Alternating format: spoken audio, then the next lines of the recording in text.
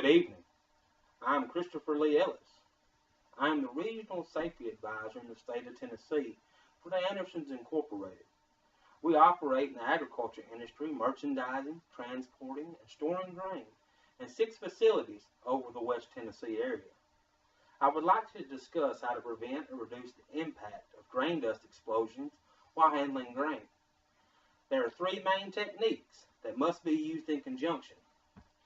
Independently, they contribute to reducing the likelihood of an explosion, but they are designed to be used in conjunction.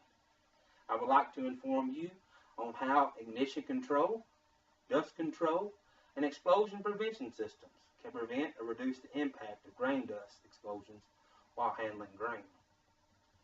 Did you know that the Oklahoma Extension Service reports an average of 10.6 agricultural grain dust explosions each year in the United States, resulting in 1.6 deaths, 12.6 injuries, and millions of dollars in damages? There are 4 main elements that must be present for a grain dust explosion: fuel, oxygen, confinement, and ignition source. Ignition control is an important concept that can be used to prevent or reduce the impact of an explosion.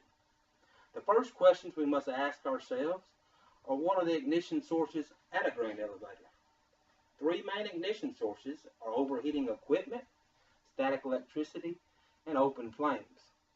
Ignition control for overheating equipment can be as simple as maintaining a preventative maintenance plan.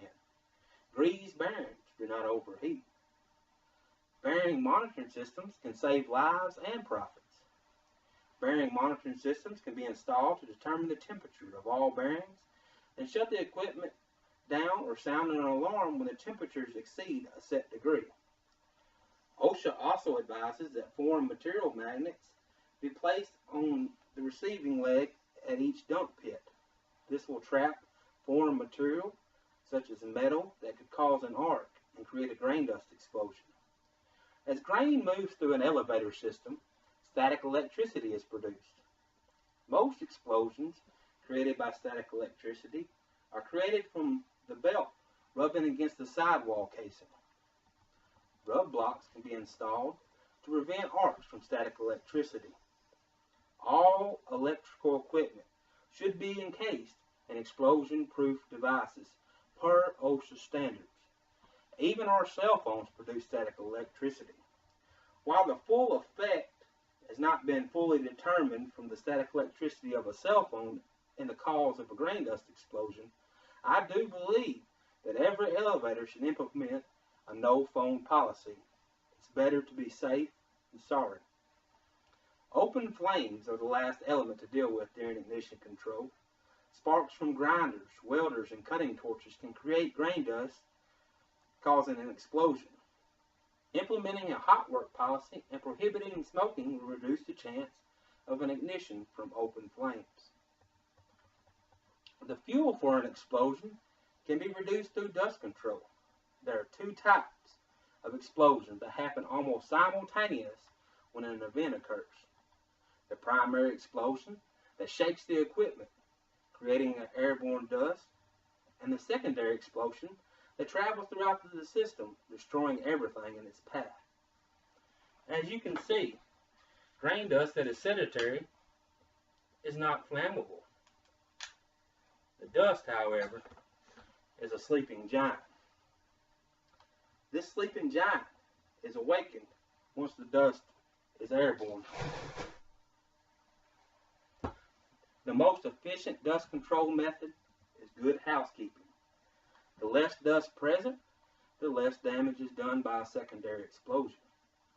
Dust collection systems are a secondary method that can almost eliminate dust within an elevator leg. The systems use a vacuum that pulls dust from the leg into a sealed storage compartment. While the system may be expensive, it will cost less to install than rebuild an elevator. Spray systems that coat the grain in mineral oil can also be used to reduce dust while loading out grain. This method does reduce dust, but it requires constant surveillance and more than routine maintenance. The last line of defense to preventing or reducing the impact of grain dust explosions are explosion prevention systems. There are two types of explosion prevention systems: explosion venting and explosion suppression. Explosion venting, such as bursting discs and pressure relief flaps, can be placed on the side of the leg or at the distributor. During an explosion, the venting systems will give the explosion multiple exit paths, reducing the amount of damage to equipment. The suppression systems are designed to measure pressure within the system. The instant an increase in the pressure occurs, the system releases a fire retardant chemical, extinguishing the fire. These systems should be used in conjunction with the venting systems. Ignition control, dust control, and explosion prevention systems used in conjunction can prevent or reduce the impact of grain dust explosions while handling grain. While these measures may be expensive tools, some tools are irreplaceable. Protect yourselves, your employees, and go home from work the same or better than you went in.